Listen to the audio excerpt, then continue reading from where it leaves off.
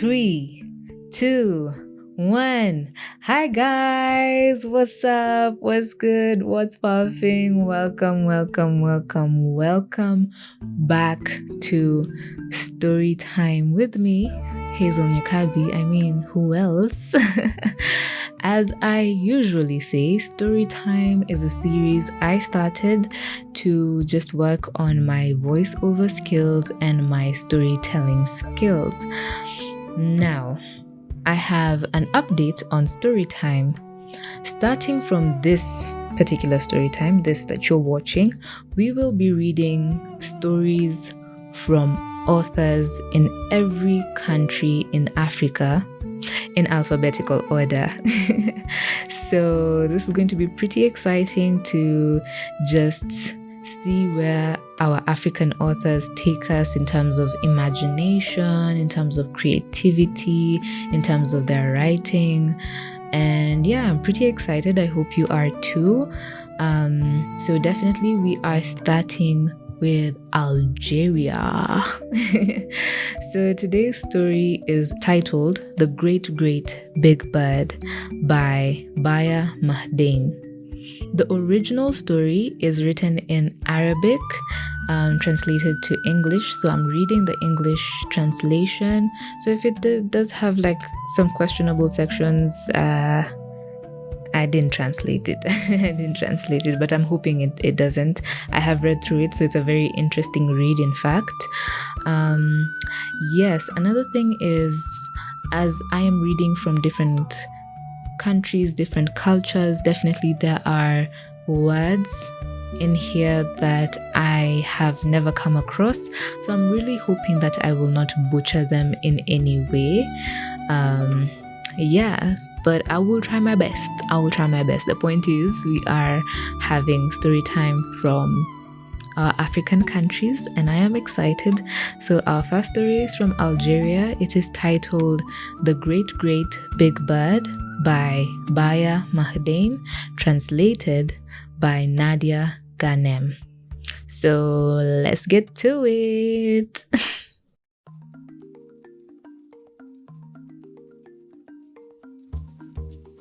The Great Great Big Bird by Baya Mahieddine. Once there was a little girl, and her mother was rather mean.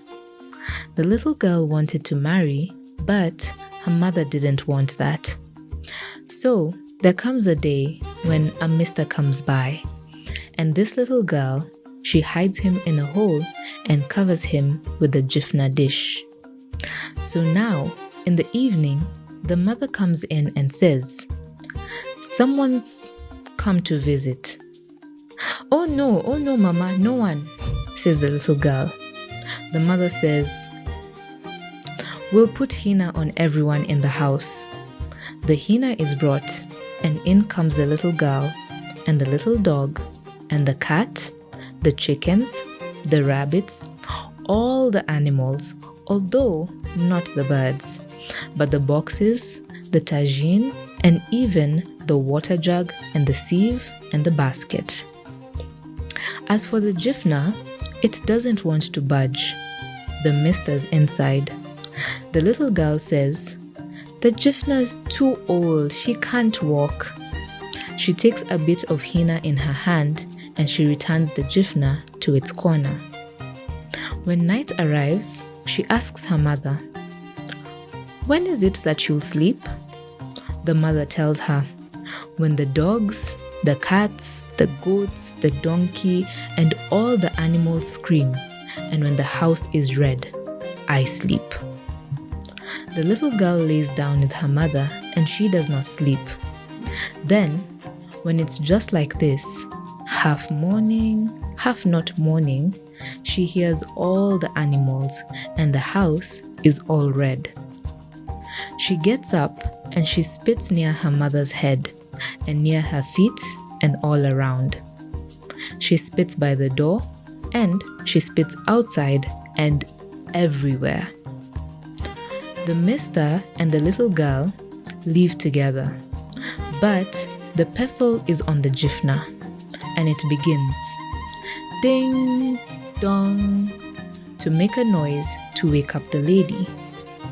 She calls her daughter, and the spit beside her head answers, "Mommy, I'm here." So the lady goes back to sleep. But the pestle keeps on making a noise. The mother calls out to the little girl again, and when the spit near the door and the spit outside answer, the lady knows that the girl is gone.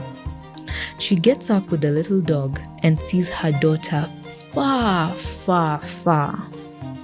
She walks and walks, and she arrives at the river. She can't go over it and says to her dog, "Quick, drink all the water." She drinks. Poor thing, her tummy's all full. She is spent, and still there is water left. So, the mother tells her daughter on the other side of the river, "Listen, if you meet animals who fight, or birds, do not separate them." Then the mother goes back home alone. The others, they go on much farther. They walk and walk. And there, on the way, rabbits who fight, and then chickens and dogs. The mister wants to separate them, but the little one doesn't want it. A little farther, they find birds fighting. There is one, blood running everywhere and nearly no feathers left. So really then, this mister, he goes to separate them. And the great big bird with nearly no feather takes the man underneath him, under his wing, and they rise up into the sky. Then they move over the little girl, and the mister says, "Go straight to the river. You'll find a little girl with a crooked eye who will come to take all the water with the little dog. Go, kill the little girl, and you'll wear her skin." And there, the bird, she goes to the river. She waits for the little girl and kills her. Then she wears her skin. She takes the pot of water and walks behind the dog until the house. Getting there, she says to a lady, "Where do I put the pot?" The lady tells her, "You no longer know the habits, place it there." And this little girl, there, she always was very sad in this lady's house because she ate with the dogs and she slept with the goats, and it's always like this.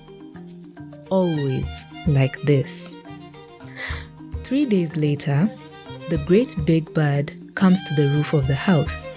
He says to the little one, "What are you eating?"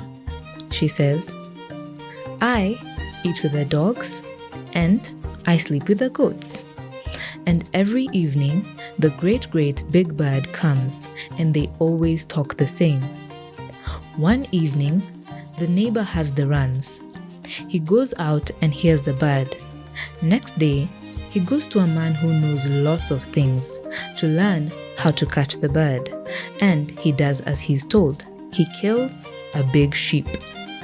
He hangs it outside. He takes a big branch, and all the little birds who come, he hits them with it and doesn't let them eat. All of a sudden, there comes the great big bird. He lets him eat. The bird is big and fat. He can't fly. And the great big bird lets go of the very small mister, just like that. He places him inside cotton and in a scarf, only milk to drink, and little by little he grows. Then he says, "I am going to marry this little one." He gets married and tells the little girl, "When everyone is at the door to do the drumming, I'll let the goats go out, and you go out to put them back in their place so that everyone sees how beautiful you are." So the little girl waits in the house. She is brought food, and folks fall over right in the middle of the house and break all the plates and dishes, seeing how beautiful she is. All of a sudden, her husband, he lets go of the goats, and the little one goes out to put them back in their places. All the people stop drumming and look. The brother of the groom asks, "What did you do to make your wife so beautiful like that?" He tells him, "I put water to boil in a great big pot. I put my wife, declothed, in the basin, and I poured all the boiling water over her." And like that, he believed. And his wife, poor thing, she died. The end.